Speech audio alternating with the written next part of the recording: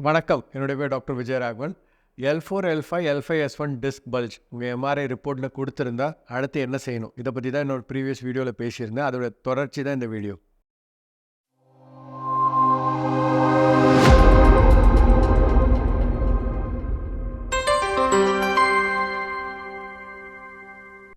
வணக்கம்.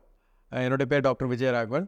Disk degeneration, disc bulge, loss of disc height, இந்த மாதிரி எம்ஆர்ஐயில் கொடுக்கப்பட்டிருக்கக்கூடிய ஃபைண்டிங்கோட அர்த்தம் என்னென்னா, இது எல்லாமே ஏஜ் ரிலேட்டட் சேஞ்சஸ் தானே தவிர பெரிய வியாதி கிடையாது.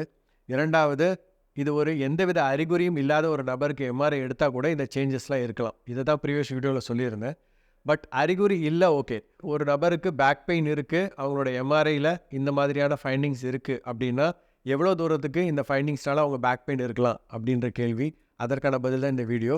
ஸோ பேக் பெயின் ரொம்ப காமனாக பார்த்தாலும் நல்ல விஷயம் என்னென்னா, majority of the back pain வந்து மெக்கானிக்கல் பேக் பெயின் தான். அதாவது நம்மளோட உட்காரக்கூடிய போஸ்டர் சரியில்லாத காரணத்தினால வரக்கூடிய பேக் பெயின்.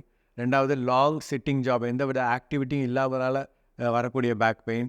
மூன்றாவது, கீழ் முதுகில் இருக்கக்கூடிய தசைகளில் இருக்கக்கூடிய வீக்னஸ்னால் வரக்கூடிய பேக் பெயின் தான் majority of the back pain.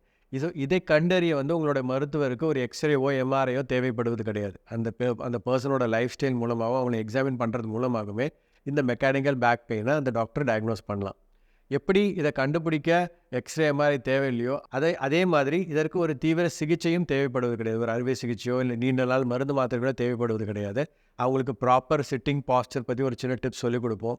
அதுக்கப்புறம் கீழ்முதுகில் இருக்கக்கூடிய தசைகளை ஸ்ட்ராங் பண்ணுறதுக்கான சில எக்ஸசைசஸ், இதெல்லாம் ரெகுலராக செஞ்சுட்டு வந்தாலே சில வாரங்களில் அவங்களுக்கு அந்த விஷயம் கம்ப்ளீட்டாக க்யூர் அடையும். பட் இன் ப்ராக்டிஸில் என்ன டிஃபிகல்ட்டினா, அந்த ட்ரீட்மெண்ட் ப்ராசஸ் அப்போது சில பேஷண்ட்ஸ் வந்து அவுட் ஆஃப் க்யூரியாசிட்டி மருத்துவர் பரிந்துரை செய்யவில்லை என்றாலும் ஒரு எம்ஆர்ஐ எடுத்து பார்த்துடலாமே அப்படின்னு சொல்லிட்டு எடுக்கிறாங்க. அப்படி எடுக்கும்பொழுது இந்த ஃபைண்டிங்ஸ்லாம் ரொம்ப காமனாக இருக்குது. டிஸ்க் டீஜெனரேஷன் ஒரு டிஸ்க் பல்ஜாக இருக்கட்டும். ஸோ ஒரு ரேடியாலஜிஸ்ட், ஒரு எம்ஆர்ஐ ரிப்போர்ட் பண்ணக்கூடிய ஒரு டாக்டருடைய, ரேடியாலஜிஸ்டோட கடமை என்னென்னா, அதில் இருக்கக்கூடிய சின்ன சின்ன மாற்றங்களையும் குறிப்பிடுவது தான். அப்படி குறிப்பிடப்படுற ரொம்ப முக்கியமான ரொம்ப காமனான ஃபைண்டிங்ஸ் தான் இந்த டிஸ்க் பல்ஜும் டிஸ்க் டீஜெனரேஷனும். பட் பேஷண்ட்ஸ் அவங்க பேக் பெயின் கிராஜுவலாக சரியாகும் பொழுது தானாகவே ஒரு எம்ஆர்ஐ எடுக்கும்போது இந்த ஃபைண்டிங்ஸ் பார்த்து ஒருவேளை இதனால தான் என்னோடய பேக் பெயின் இருக்குமோ அப்படின்ற ஒரு தேவையில்லாத குழப்பம் ஏற்படுது. அவங்க மல்டிபிள் ஒப்பீனியன்ஸ்க்கு போகிறாங்க. ஸோ இதை தவிர்க்க வேண்டும் என்றால், மருத்துவர் பரிந்துரை செய்யவில்லை என்றால் எம்ஆர்ஐ தானாகவே எடுக்க வேண்டும் என்ற அவசியம் கிடையாது.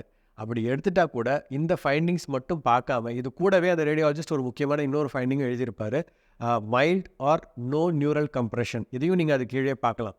ஸோ இதுக்கு என்ன அர்த்தம்னா, இந்த மாற்றங்களினால் உங்களுடைய முதுகுத்தண்டில் இருக்கக்கூடிய நரம்புகள் எந்தவித அழுத்தமும் இல்லை அப்படின்றது தான் அர்த்தம். ஸோ இந்த ஃபைண்டிங்கும் இருக்குது, இந்த லைனும் இருக்குன்னா பெரும்பாலும் 99% உங்களுடைய பேக் பெயின் இந்த டிஸ்க் டீஜெனரேஷனாலேயோ டிஸ்க் பல்ஜ்னாலேயோ இல்லை லாஸ் ஆஃப் டிஸ்க் ஹைட்னாலேயோ கிடையாது. இது ஒரு மெக்கானிக்கல் பேக் பெயின் தான். இதுக்கு ஜஸ்ட் ஒரு எக்ஸசைஸ் பண்ணாலே போதும். சரி, ஓகே, இந்த ஃபைண்டிங்ஸ்லாம் எவ்வாறு இருக்குது, அது என்னோடய பேக் பெயினுக்கு காரணம் கிடையாது. அப்போ இதை கம்ப்ளீட்டாக இக்னோர் பண்ணிடலாமா, இல்லை இதை தவிர்க்கவோ இல்லை இன்னும் தீவிரம் அடையாமல் தவிர்க்கவோ ஏதாவது முயற்சிகள் செய்யலாமா அப்படின்னு கேட்டால், எஸ், டெஃபினட்டாக அதுக்கான டிப்ஸ் இருக்குது. அதை பற்றி என்னோட அடுத்த வீடியோவில் சொல்கிறேன்.